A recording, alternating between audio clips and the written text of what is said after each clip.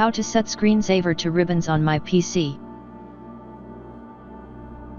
Now, click on the Start menu. Then go to Settings. Now scroll down, then click on Personalization.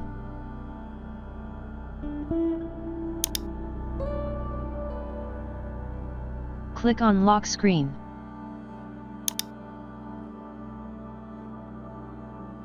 Now click on Screensaver.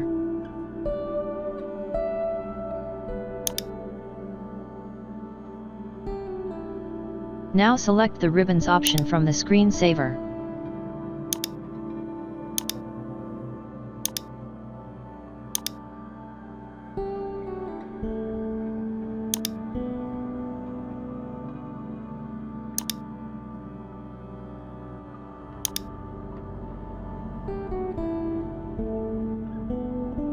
It will be launched in a minute.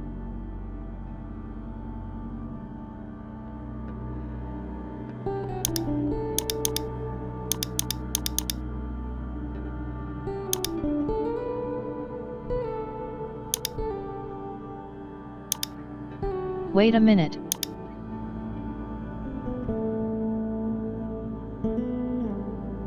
Thanks for watching. Please subscribe to my channel.